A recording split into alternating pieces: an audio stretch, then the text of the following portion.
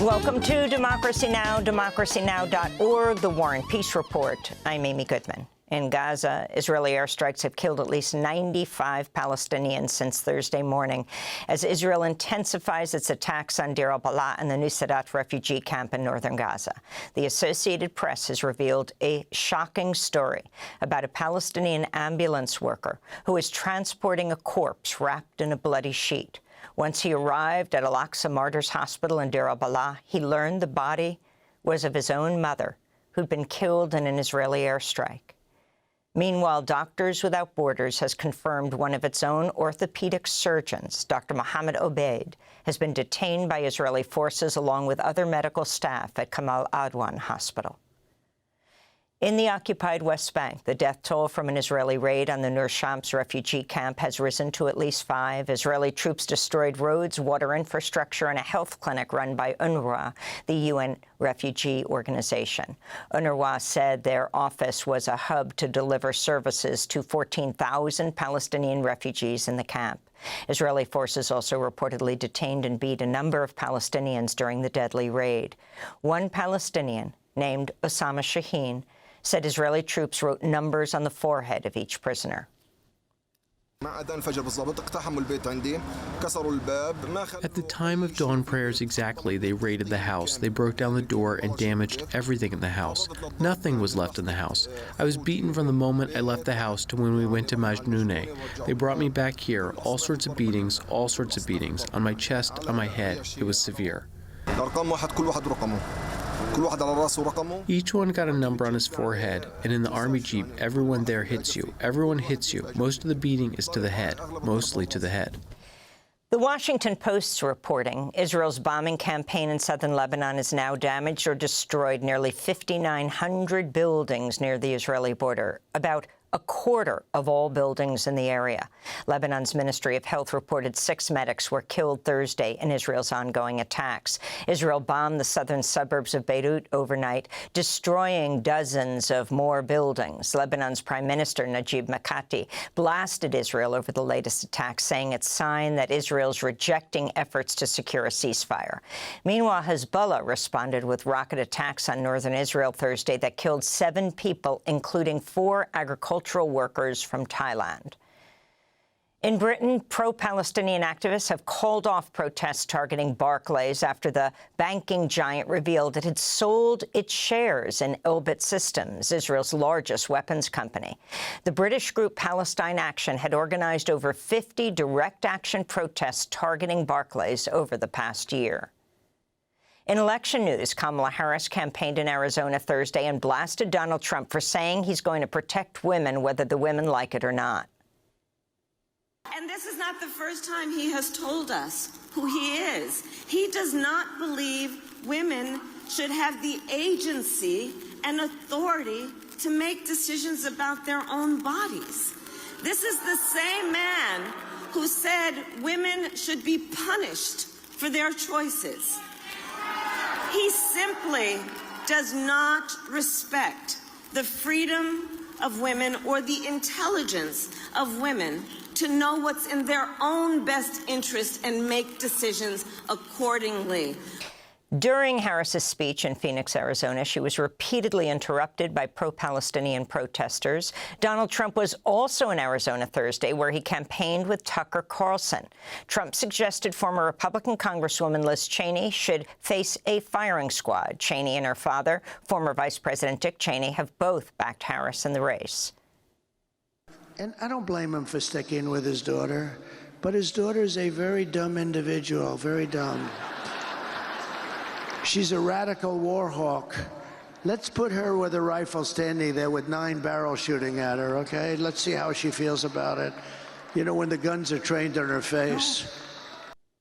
Liz Cheney responded by writing, quote, "This is how dictators destroy free nations. They threaten those who speak against them with death. We cannot entrust our country and our freedom to a petty, vindictive, cruel, unstable man who wants to be a tyrant, unquote. Donald Trump's heading to Dearborn, Michigan today, to the nation's largest Arab-majority city, where many former Biden voters have vowed not to back Harris over her support for Israel's war on Gaza. Harris has not yet campaigned in Dearborn. Earlier this week, former President Bill Clinton campaigned for Harris in Michigan and sparked outcry after he said Israel was being, quote, forced to kill civilians in Gaza. Hamas makes sure that they're shielded by civilians. They'll force you to kill civilians if you want to defend yourself. Spain has declared 3 days of national mourning after the death toll from devastating flash flooding soared to 158. Most of the deaths were in Valencia, where flooding uprooted trees, downed power lines, demolished bridges and roads, and left hundreds of cars strewn about like toys half buried in the mud. The disaster struck as unprecedented storms brought a year's worth of rainfall in just 8 hours.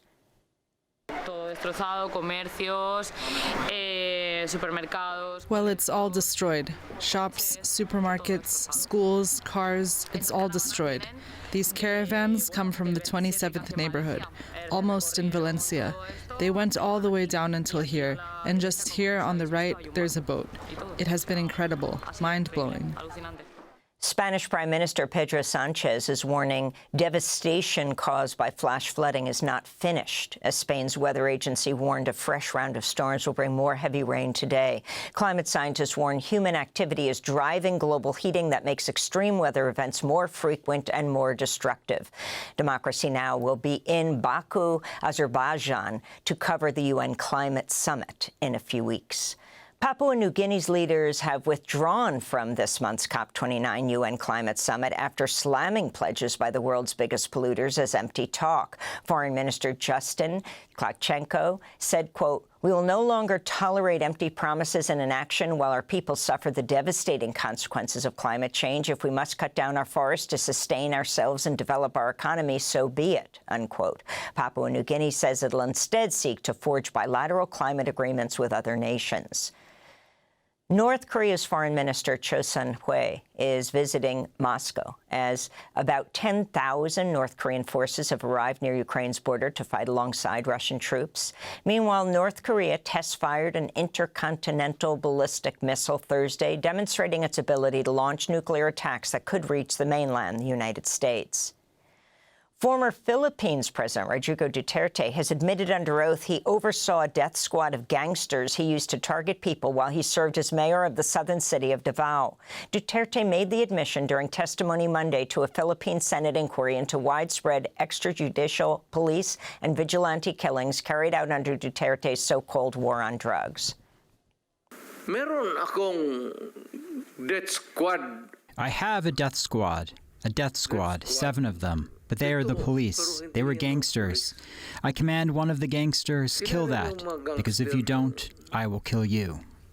A United Nations report found at least 8,600 people were killed in the drug war unleashed by Duterte, with some estimates suggesting the true toll could be 3 times higher. The International Criminal Court in The Hague is investigating Duterte for possible crimes against humanity committed under his rule. Botswana's president has conceded defeat after his long-ruling Botswana Democratic Party lost its parliamentary majority for the first time since Botswana won its independence from Britain in 1966. The president, Mokgweetsi Masisi, had been seeking a second 5-year term in Wednesday's election. Opposition leader Duma Boko of the Umbrella for Democratic Change Party is expected to become Botswana's new president. And in Brazil, 2 former police officers who confessed to assassinating Rio de Janeiro City Councilwoman Marielle Franco and her driver in 2018 were sentenced Thursday to long prison terms. Rani Lessa, who admitted to firing the fatal shots, was sentenced to nearly 79 years. Elcio de Queiroz, who drove the getaway car, received a nearly 60-year sentence. Following Thursday's verdict, Marielle's sister, the Black activist, journalist, and educator Aniele Franco, spoke out. Since last year, she has served as Brazil's Minister of Racial Equality.